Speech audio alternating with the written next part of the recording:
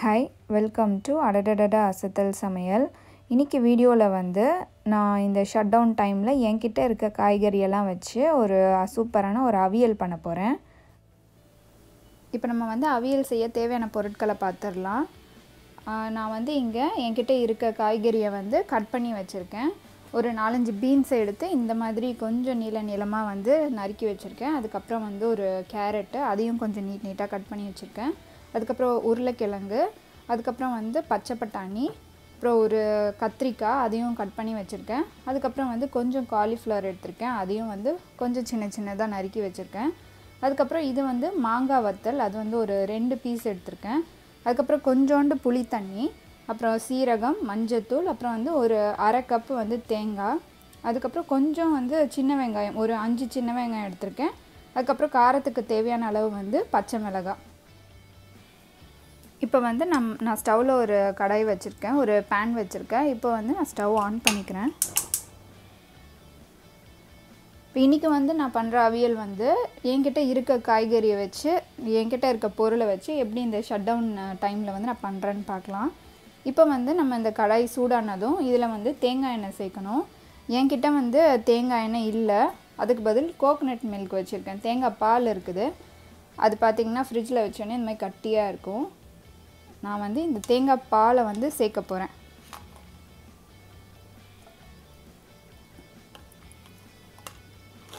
ஒரு 2 ஸ்பூன் வந்து தேங்காய் பால். நீங்கள் தேங்காய் எண்ணெய் இருக்குன்னா நீங்கள் வந்து ஒரு 2 ஸ்பூன் தேங்காய் பால் வந்து தேங்காய் எண்ணெய் வந்து சேர்த்துக்கோங்க.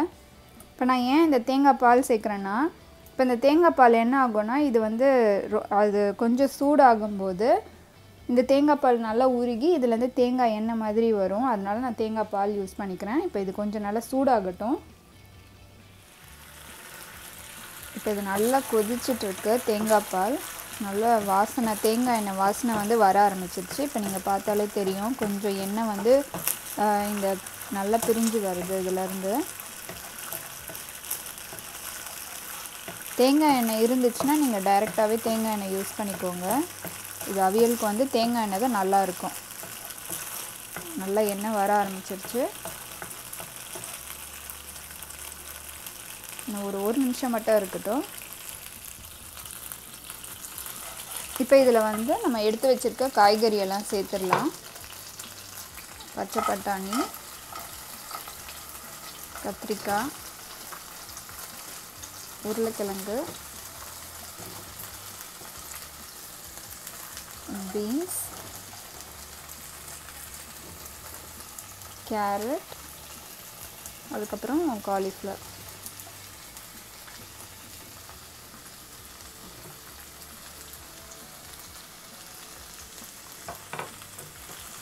இதை வந்து நல்லா நம்ம வதக்கிடலாம். ஒரு 2-3 நிமிஷம் நம்ம நல்லா வதக்கிடலாம் இந்த காயை. நல்லா வதங்கட்டும்.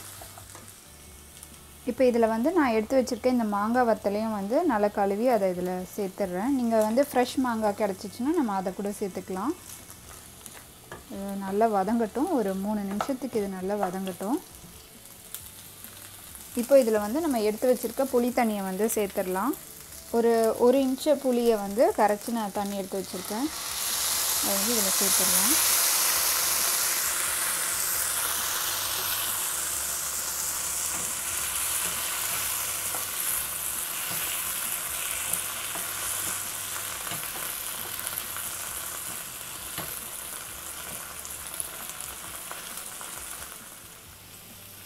இப்போ இதில் வந்து தேவையான அளவு உப்பு சேர்த்துடலாம். அதுக்கப்புறம் இந்த காய் வேகிற அளவுக்கு தண்ணி சேர்த்துடலாம். ஒரு கப்பில் கொஞ்சம் கம்மியாக சேர்க்குறேன். இதை வந்து நல்லா கலந்து விட்டுடலாம்.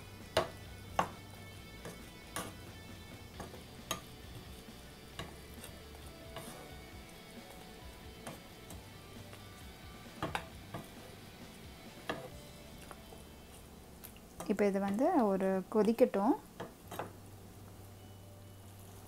இப்போ இது வந்து கொதிக்க ஆரம்பிச்சிருச்சு. நம்ம வந்து ஒரு மூடி போட்டு இதை மூடி வச்சு நல்லா வேக வச்சிடலாம். இந்த தண்ணியெல்லாம் வந்து நல்லா சுண்டி நல்லா வற்றி காய் நல்லா வெந்திருக்கணும். இது வந்து மூடி வச்சிடலாம். ஒரு 15லேருந்து 20 நிமிஷம் வரைக்கும் அது வேகட்டும். அதுக்கு முன்னாடி நம்ம தேவையான மசாலாவை அரைச்சி வச்சிடலாம் ரெடியாக. ஒரு மிக்ஸி ஜாரில் வந்து நம்ம எடுத்து வச்சுருக்க இந்த 1/2 கப்பு தேங்காவை வந்து நான் சேர்த்துட்றேன். அதுக்கப்புறம் வந்து எடுத்து வச்சுருக்க சின்ன வெங்காயம், அதுக்கப்புறம் ஒரு ஸ்பூன் வந்து சீரகம் சேர்க்கணும். அதுக்கப்புறம் ஒரு 1/4 டேபிள் ஸ்பூன் வந்து மஞ்சத்தூள்,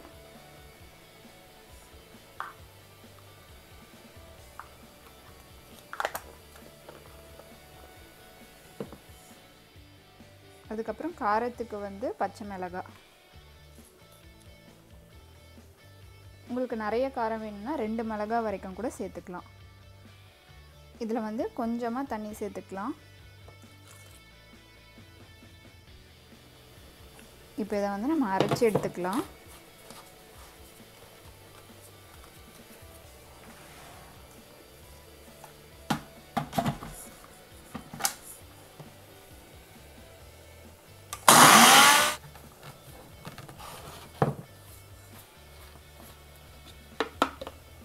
இந்த மாதிரி நம்ம நல்லா அரைச்சி எடுத்துக்கலாம். இப்போ ஒரு 10 நிமிஷம் ஆயிடுச்சு. காயெல்லாம் வந்து ஓரளவுக்கு நல்லா வெந்துருச்சு. ஆனால் தண்ணி மட்டும் கொஞ்சம் வற்றணும். கொஞ்சம் தண்ணி மட்டும் வற்றட்டும்.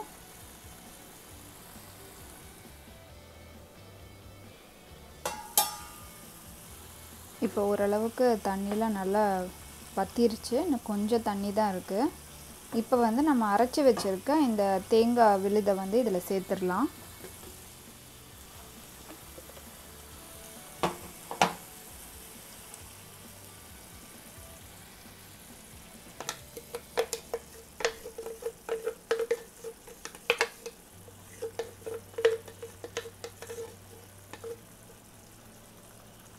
இதை வந்து நல்லா கலந்து விட்டுறலாம். இந்த ஸ்டேஜில் வந்து நம்ம உப்பு கூட செக் பண்ணிக்கலாம். ஏன்னா நம்ம காய்க்கு உப்பு போட்டிருப்போம். இப்போ தேங்காயெலாம் ஊற்றுனதுக்கப்புறம் உப்பு எல்லாத்துக்கும் சேர்த்து கரெக்டாக இருக்கான்னு பார்த்துக்கணும்.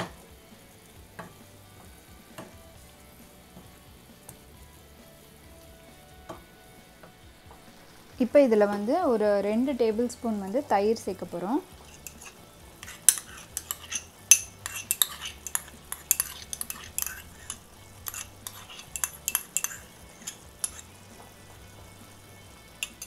தயிர் சேர்த்துட்டு இதை நல்லா கலந்து விட்டுறலாம்.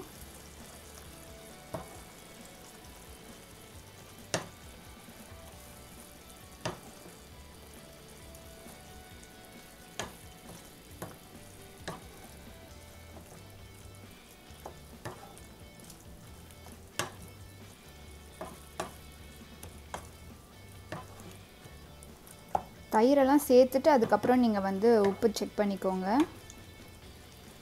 தயிர் கொஞ்சம் புளிப்பாக இருந்துச்சுன்னா அதுக்கேற்ற மாதிரி நம்ம உப்பு அட்ஜஸ்ட் பண்ண வேண்டியிருக்கும். அதனால நீங்கள் வந்து தயிரை சேர்த்துட்டு அதுக்கப்புறம் நீங்கள் வந்து உப்பு செக் பண்ணிக்கோங்க. இப்போ வந்து உப்பு செக் பண்ணிக்கலாம்.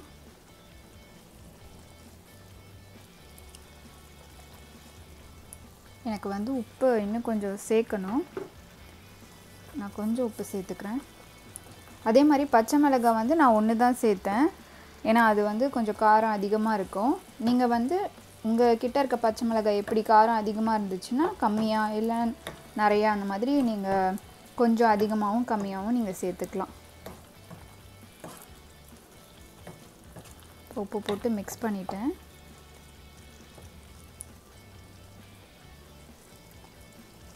இப்போ கரெக்டாக இருக்குது.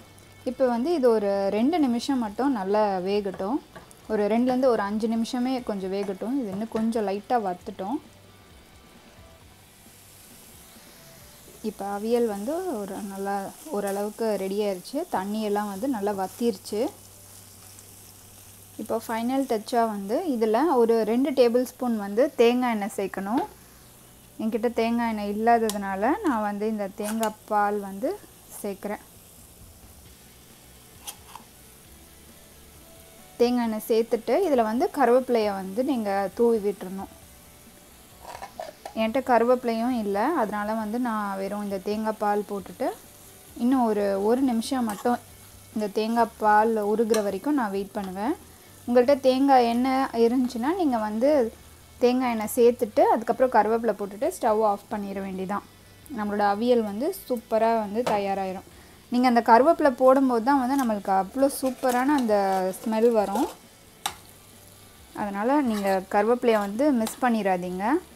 ஸோ இந்த ஷட் டவுன் டைமில் வந்து எனக்கு கருவேப்பிலை கிடைக்கல, அதனால் நான் வந்து சேர்க்கலை. இப்போ நம்ம அவியல் வந்து சூப்பராக தயாராகிடுச்சு. இந்த அவியல் ரெசிபி உங்களுக்கு ரொம்ப பிடிச்சிருக்கும்னு நினைக்கிறேன். நீங்களும் உங்கள் வீட்டில் ட்ரை பண்ணி பாருங்கள். இது ரொம்பவே சூப்பராக இருக்கும். இந்த வீடியோ உங்களுக்கு பிடிச்சிருந்ததுன்னா அடடடா அசத்தல் சமையலுக்கு சப்ஸ்கிரைப் பண்ணுங்கள், லைக் பண்ணுங்கள், ஷேர் பண்ணுங்கள். நன்றி.